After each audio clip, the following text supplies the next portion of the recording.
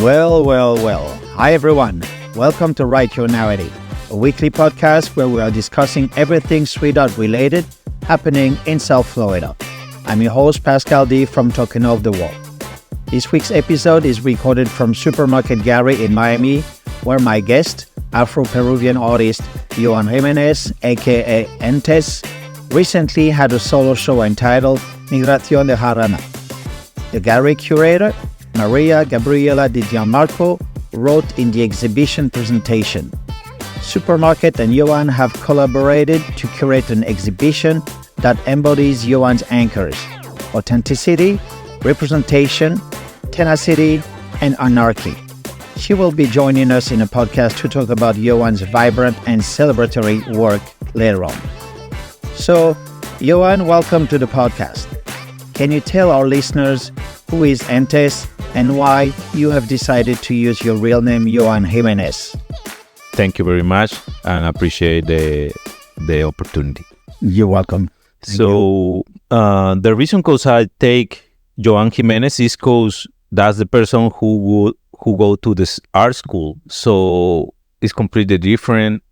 The technique, the media, the conversation on art is completely different to Entes. Entes is more wild style, like unique. Yes, it's really your street art name. Yeah. Entes, you paint on the street. Yes. And Joan, you paint in a studio and doing canvases and fine art. Yes. All right. So what you bring in your art? You are definitely bringing your culture into your art on the street or in the gallery. This is something very, very important in your art. Of course, you're from Peru. Mm-hmm. So if you want to introduce yourself a little bit and give us a little bit of your background. Yeah, I got 27 years painting on the street. Started in 98. I've been in, 16 countries painting graffiti. Wow. Yes. I'll be around, It's a long time. I'm painting for first time here in 2010 in Wynwood. Thank you for that to Primary Flight project. And then in middle of that, I received a scholarship for Corriente Alterna, the art school from Peru. It's a private school. And then I'm studying art like 5 years. I'm started painting like canvas, oil, like with acrylic, charcoal, whatever. So this is something pretty new for you, that fine art direction. Yeah, because with graffiti, we got something like really intuitive. Intuitive, yes. Yeah, pretty like wild. For me, it's like the street is pretty wild. So it is a wild style, yes. Yeah, in my country is wild too. So then the vision, what I got from the street to put in something like in a piece is completely different. Like I don't try to paint my piece on a canvas and rip the wall off. I did an installation. I did a sculpture. I did different medias, like yes, pretty unique. My influence, like Barry McGee, Basquiat, whatever other artist, Rauschenberg, mix it with what I learned in the art school. All mixed is like completely different situation. The teachers on the art school give me like that flavor, completely different from art. Like it's so sweet, so calm. So I need both sides to control that. Yes, looking at your art here in the gallery, you really see the people are really engaged in your art, and it's definitely more calm than on the street. Of course, the street is something that people look at just a few seconds, but here in a gallery, we can look at the painting and look at all the different layers that you bring, all the different feelings that the people express, and all those things. So how do you select those people for your painting? You do mostly portraits. Yes. Mostly portraits. It's like it's scenes. I'm starting looking photos, see my family, look on the window all time when I'm back to Lima, So it's for me, it's like a voyeur, look the people. How do we looking at people through the window? Okay, that's interesting. All time. That's the reason because I can paint on the street illegal things like in freestyle too. I'm painting faces all my life. So definitely. I can do a face in my brain now because I get it a system then with too many persons with different clothing, with different everything. So the same system is for the art, but like example, these keys, right? So Yes. it's like two different persons, and in the photo is in black and white. So then started put the color. I do my own evaluation about Of course, the yeah. situation, and then the draw there is the sketch from this, and I break the sketch because I don't put the window. It's take decisions about that. The other girl there is like a cobradora.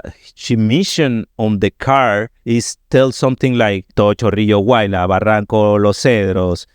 She is screaming that for know where is the way of that car. Okay. Oh, okay. All so right. she is talking right now like to somebody. So if you look in that, you see the conversation between you and her, right?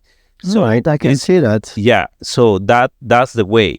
And then the guy is there stopping on the street. Like you can feel that the back is like some wall wherever, Yeah, it might be at the bus stop waiting for the bus or whatever. Yes. He's on his way to somewhere, definitely. So that's very interesting to see your work in black and white also. It's different than, of course, whatever you do on the street, because it's usually very, very colorful. But in general, your work is very colorful. So you bring your culture to the art, you bring your people, you bring your influence, and from your generation too. It's also something very young, very, very, very fresh. Thank you very much for that. Yeah, also those canvas with the pattern on the back. The pattern over there, yes. I buy that textile in Angola. It's a fabric. Oh, that comes from Angola. Yeah, oh, in 2015, I paint in there and buy those textiles and bring it to Peru. And then 5 years later, I decided put that for a piece. To use it, yes. Yeah, so the connection with Angola is some of the slaves to come to Peru are from Angola. So okay. I'm a part of black people, So yes, I read that in your bio. Afro-Peruvian, yes. So Afro-Peruvian, okay. So that's the connection with that part, and my guide about the music what I listen when I paint is like Afro-Peruvian music too. So okay. I'm reading about Nicomé de Santa Cruz. Nicomé de Santa Cruz is like a huge thing for Afro people there. So he do a lot for Afro people. Okay. So he's a personality. He's an artist. He's an artist. He's an artist. Okay. He got music on Spotify. If you're looking for that, and then he got this poetry. So that's that poetry talking about the race, about the slavery, about the new generation of black people, the mixeds. It's all about that. And then all the parties and stuff like that, the music playings, remember me, the parties on my grandma's house. Every Saturday, it looks like this. So it's connected with my family too. When I got 6 to 11 years or 12 years, I remember exactly every party, every moment, my family, I take photos, like it's too much. So in this 23 pieces around. You have 23 pieces in a gallery. That's beautiful. So you can feel in that, and you listen wherever this person's playing. Exactly. Right? Yes, you definitely share something with the viewer, with the art. It's very, very expressive, very, very in your face. The portraits are usually the people it's like a close up of the people. They really speak to you. They give you some sensations, some feelings, it's very, very, very interesting, definitely. So the portrait we have over there is also a technique. It's carving. It's carving, okay. Yeah, xylography. All right. So I'm starting learning about that because in 1920s in Peru got a movement. The name is Indigenism. They're represented by Camilo Blas and Jose Arguedas and Jose Sabogal too. So those guys starting painting black people, okay? Or mixed people in middle of parties, yes. or stuff like that. So when I'm entered to my art school, the director told me, your draws are pretty closer to those guys for 1920s. I say, what the hell? Oh, yes, that's very interesting. That's in 2005. Did you know these painters before, or it's just like how you were feeling your painting? When how I you saw were, the books, when I saw the work, the pieces on the museums, I'm pretty connected with that. Also, now I'm goosebumps now, like for real. Like, about it. What the hell? I feel the same at the same time. So when that conversation come out and took it, like I say, okay, perfect. So I'm study about that, the paintings, how's the movement, how's the composition, you know, composition, and break that to my composition and break that to speak in 2000, you know, like yes, you have to speak with your generation, with the people. Yes, so that gave me more flavor, more opportunities to get something more deep. And you are growing as an artist. You are growing, you evolving, you bring something out of you, you bring some light, and also it's a way to respect that generation, those people, like you were talking about your grandma, bringing the culture, the family in the Latin world. You connect very, very strongly. Yes, that's right, and that's the point. Actually, with my family is pretty connect. So that moved me. I got it completely in myself. Like that's part of me. This art is a representation of my vision of family, of reunions, of weekend with your family, stuff like that. Go out with my kids and my wife, you know, around. Is completely different, you know. Yeah, that is family, definitely. So talking about family and moving to Miami. Well, you've been coming to Miami and to Wynwood for the past 10, 12 years. So definitely I've seen you work on the street for many times on many buildings. What is your attraction to Miami as a Peruvian? Is that to bring your art to the US? It's like a stepping stone. It's like something you want to try to bring here to Miami. You think there's more opportunities maybe here? Yeah, it's different, you know. The conversation between me and Miami is like 14 years. Then the projects started with people like Typo Books from Primary Flight, passed to other projects like Inoperable Gallery. So now with the Museum of Graffiti, you know, the connection with Ket, that kind of opportunities give me like a different vision of my art. And then in Peru, I did a lot. I got success in Peru, but then you need something more. Yes, of course. This is an evolution. This is a growth as an artist. I'm a hustle, bro. So I need more hustle. That's what's up. So for me, it's like, okay, in opportunities, for sure, here we got more. In Peru, it's like get down because political and economic things happens pretty bad now. Here is different. You know, it's a struggle, but... Oh, it's a struggle. Oh, yes, living in the US, yes. In wherever part you, bro. Wherever you are, yes. Yeah, but now I'm feeling pretty comfortable on the way. I got only 11 months here, and I got a solo show here. Yes, so that's wonderful, yes. I got a studio.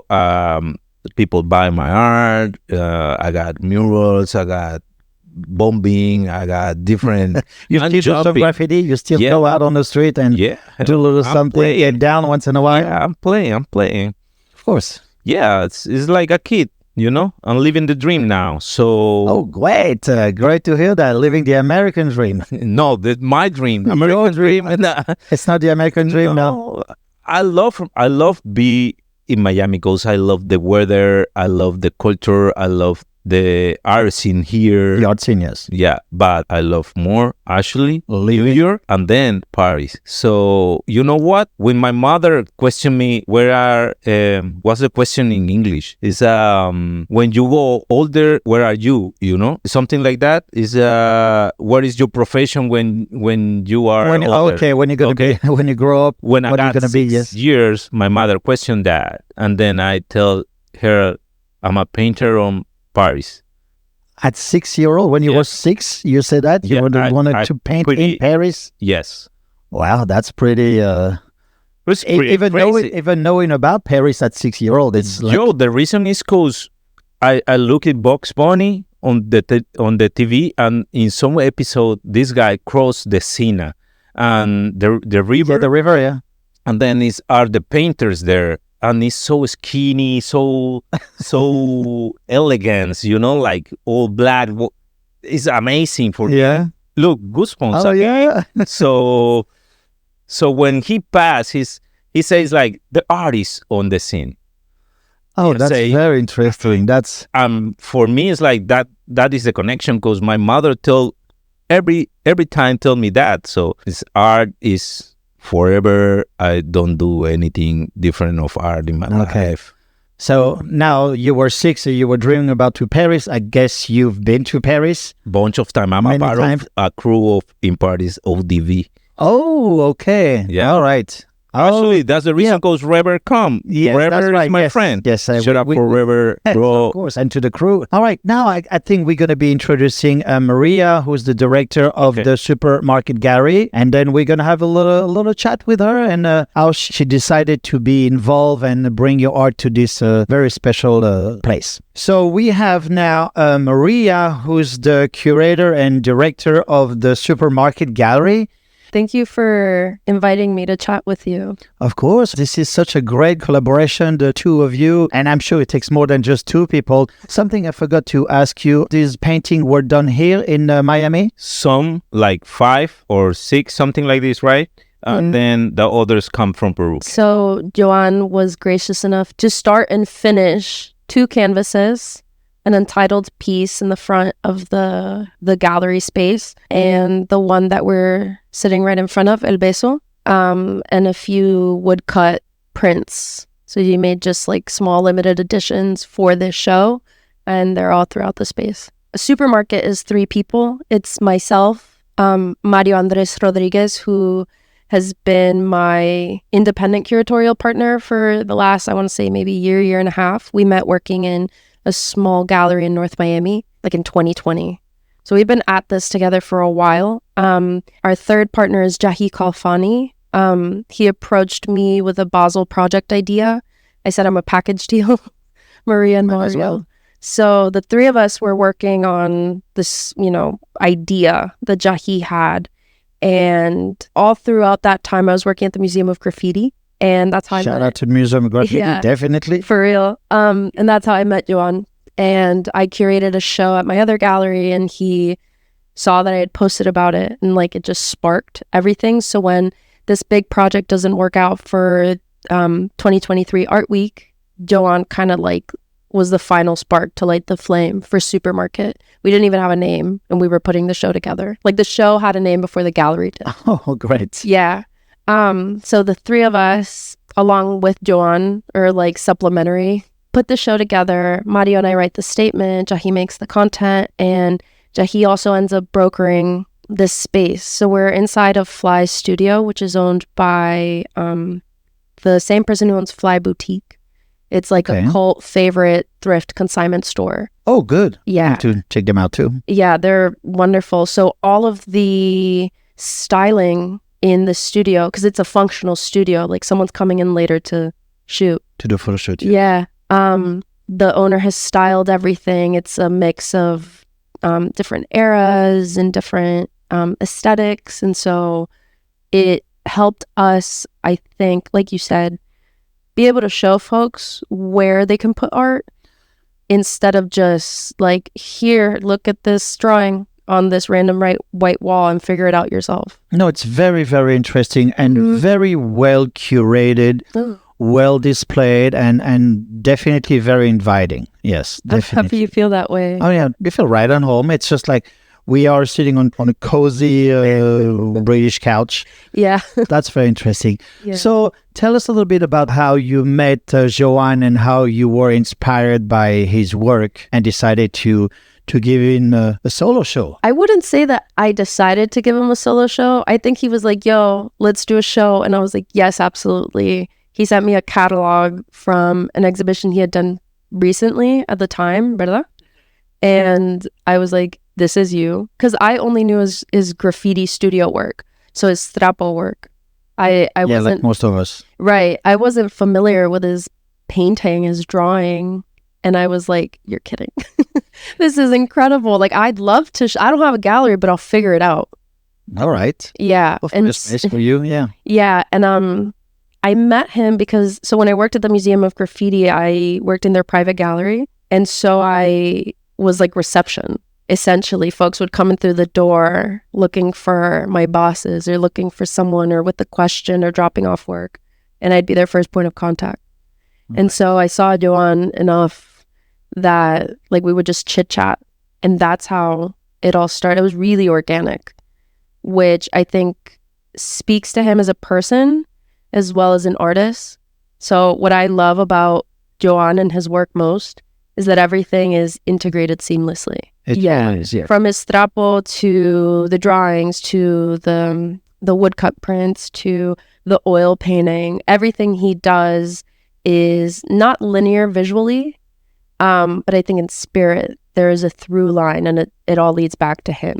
Yeah, you just mentioned the word spirit. There's a lot of spirit. There's probably a little bit of religious side of you in your painting. I think this is really part also of the Latin culture. Yeah. In being very spiritual. This is something that you bring into your art usually? Yes, because for me, everything is connected. When I'm starting a new piece, need a conversation with me. And I need that conversation with the canvas and with take the decision what image I paint. For me, it's a conversation with myself and my memories, so that the reason got that flavor.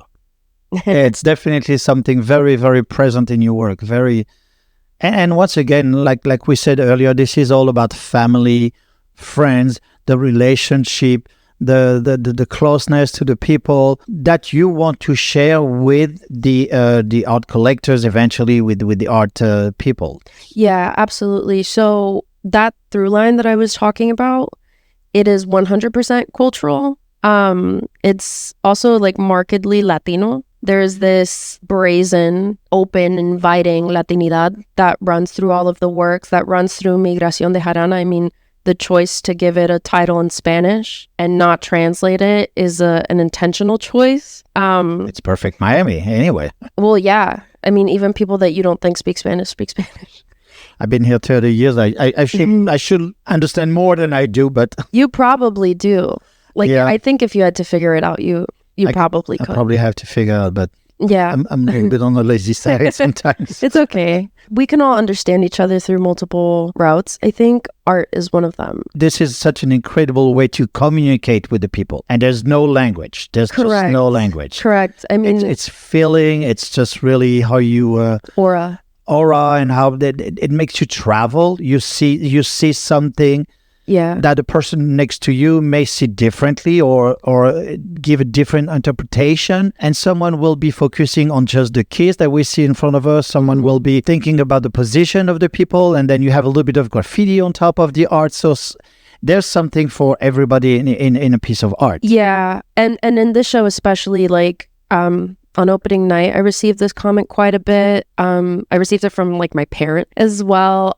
We've spoken about this where all of the characters in this neighborhood, so to speak, who are participating in this jarana, this like familial, informal celebration of knowing each other and being alive and having a good time. All of these characters are familiar, whether they are you, whether they are your friends and family, whether they're a neighbor that you've seen around for some time that you haven't, had a formal conversation with. We know all of these folks. Like, yes, they're really neighborhood family and that. Yeah. It's interesting because as Latino, I could get into like a whole thing about racial divisions in the Latin American community, right? Oh, well. This exists, depending on who you ask, but they exist no matter what. Of course, they are everywhere. Yeah. Definitely. But like everybody has Black people in their family as well, or, they live in predominantly Black neighborhoods or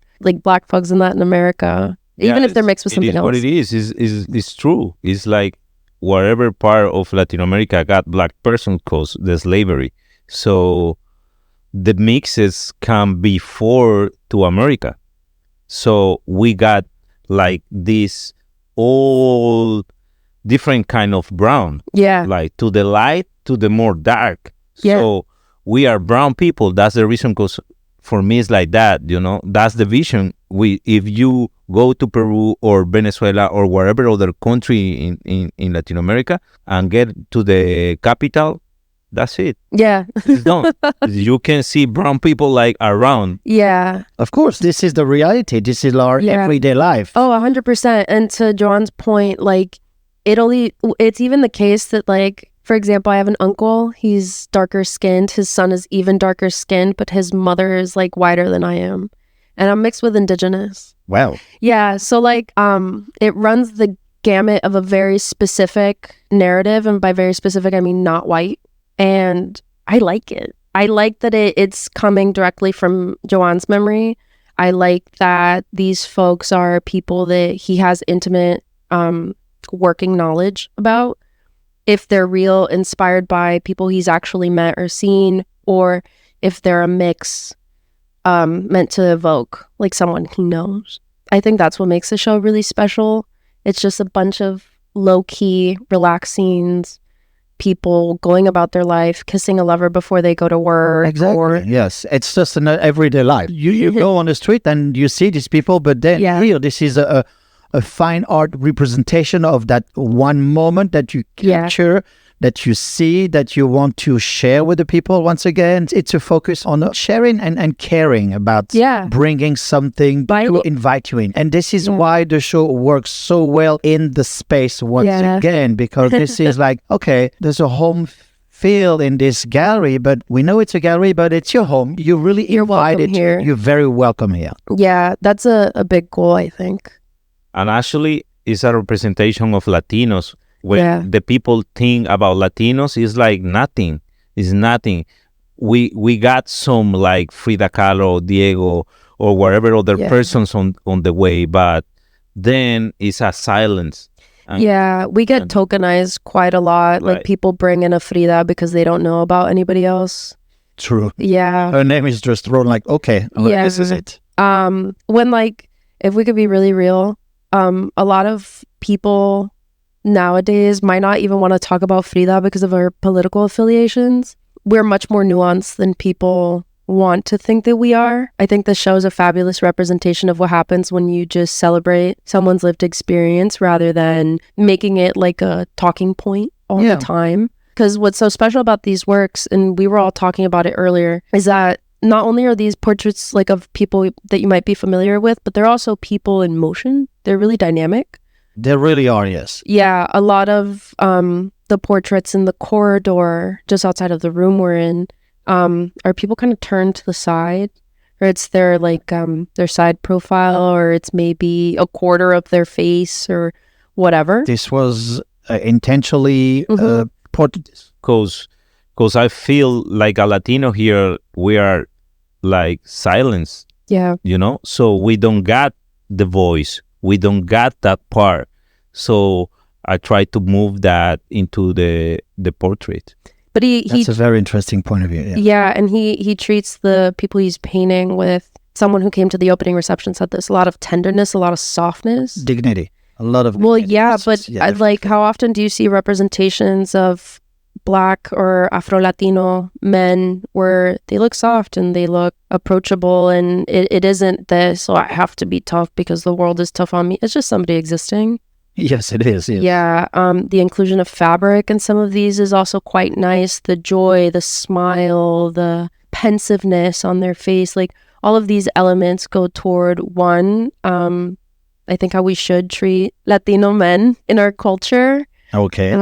But also like how Latino men can see themselves. It's not just like a barrage of negativity and having to disassociate yourself from softness. Talking about men, yes, I'm looking at all the paintings. Yeah. Do you think there's more men in your painting or women, or it's more, it's more a masculine approach that you do usually? Yes, because the girls are in all the story of the art, naked actually, and a lot of them. So for me, it's like the representation. I try to find that angle. It's not only aesthetic thing. It's like bring something completely different. Because my vision and graffiti get a lot, guys. The hood got a lot, guys. The street got a lot, guys. Only the parties, you see the girls. Then on the corner, you only see guys. Yes, some guys, looking at the girls. Yeah, I don't try to go to that places. Yeah, no. But for me, it's like put the guys on a different way, you know? Yeah. Try to don't be like only a campesino or something like that, you know? Like we are guys and You're multifaceted. Yeah, Latino men don't just, labor in fields or work construction or do something subversive. Like, not subversive, but do something that isn't like working in a cubicle, right? Like, Yeah, Latino men can do anything that they want to do. Yeah, I don't really see that. So, Yeah. all right, wonderful. Thank you so much again. Thank you. I like usually to finish with an art quote, and hopefully this is something that's going to resonate to you. I found that quote from Pablo Picasso, and Picasso says, "Some painters transform the sun into a yellow spot. Others transform a yellow spot into the sun." Is that something that you could apply to your art? About transforming, about bringing, I think, life, bringing something into the art world?